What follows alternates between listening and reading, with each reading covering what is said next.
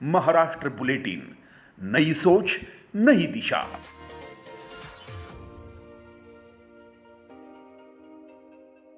बालशास्त्री जांभेकर ने अपने पिता के साथ घर पर ही मराठी और संस्कृत भाषा का अध्ययन शुरू कर दिया है। वो 1825 में मुंबई पहुंचे। मुंबई आने के बाद उन्होंने सदाशिव काशीनाथ उर्फ बापू छत्रे और बापू शास्त्री शुक्ल से अंग्रेजी और संस्कृत सीखना शुरू कर दिया था।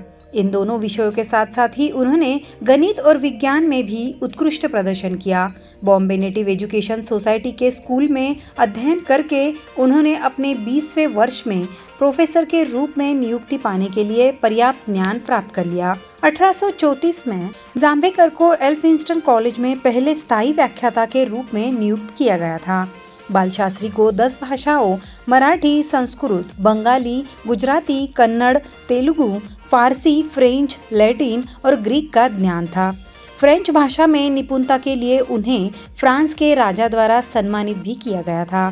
जांभेकर ने प्राचीन लिपियों का अध्ययन किया और कोकण शिलालेखों और ताम्रपत्रों पर एक शोध पत्र भी लिखा। वह पाठकों को मुद्रित रूप में ज्ञानेश्वरी देने वाले पहले व्यक्ति थे। उनमें विद्वत्ता और शिक्षण कौशल का भी मिश्रण था, क्योंकि वो गणित और ज्योतिष में पारंगत थे। इसीलिए उन्हें कुलाबा वेधशाला के निदेशक के रूप में नियुक्त किया गया था। इसके अलावा उन्हें रसायन विज्ञान, भूविज्ञान, प्राणीशास्त्र, वनस्पति विज्ञान, न्यायशास्त्र, इतिहास, मनोविज्ञान का अच्छा ज्ञान था।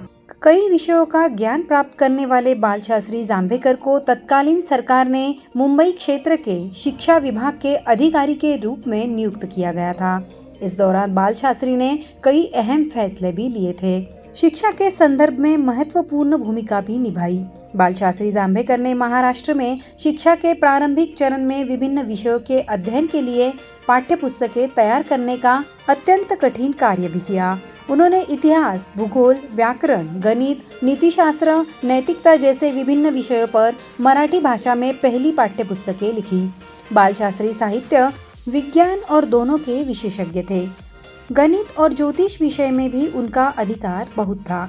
उन्होंने मराठी भाषा में पहली पुस्तक जीरोलब्धि लिखी। उन्होंने प्राचीन भारतीय शिलालेखों और ताम्रपत्रों पर शोध किया और उन पर भी विद्वत्तापूर्ण रचनाएं लिखी। इस संबंध में उनके शोध पत्र रॉयल एशियाटिक सोसाइटी के जर्नल में भी प्रकाशित हुए थे। बालशास्त्री मुंबई के एल्फिंस्टन कॉलेज में और सोसाइटी में रहते हुए कई समस्याओं से परेशान थे।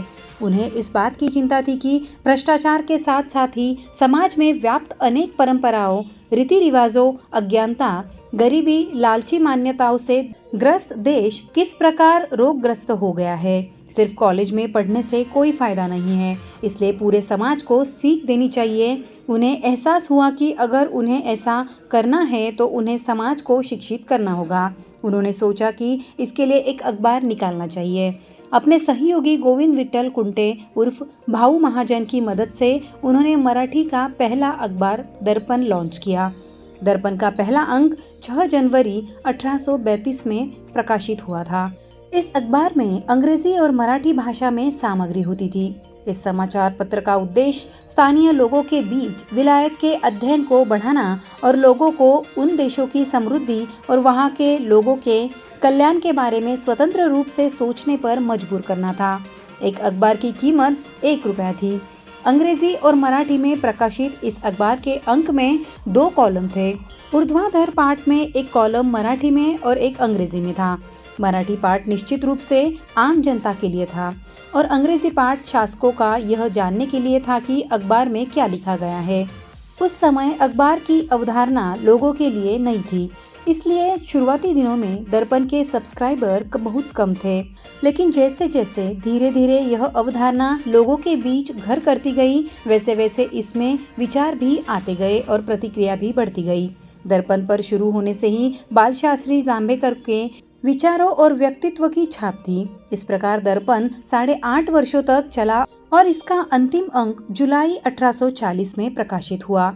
उन्होंने दर्पण में समाचार पत्र के साथ ही पहली मराठी पत्रिका दिग्दर्शन का भी संपादन किया। दिग्दर्शन 1840 में शुरू हुआ था। दिशा से उन्होंने भौतिकी, रसायन विज्ञान, सामग्री विज्ञान, प्राकृतिक विज्ञान, व्याकरण, गणित के साथ साथ ही भूगोल और इतिहास पर भी रेखा चित्रों के साथ साथ लेख और मानचित्र भी प्रकाशित किए। इस काम में उनके छात्र भाऊ दाजी लाड, दादा भाई नवरोजी, इनकी मदद से उन्होंने यह काम किए। उन्होंने 5 वर्षों तक इस पत्रिका के संपादक के रूप में काम किया। ऐसे नए तरीके आजमा के उन्होंने लोगों की समझ बढ़ाने की कोशिश की थी। महाराष्ट्र बुलेटिन के लिए अतुल पवार, नासिक।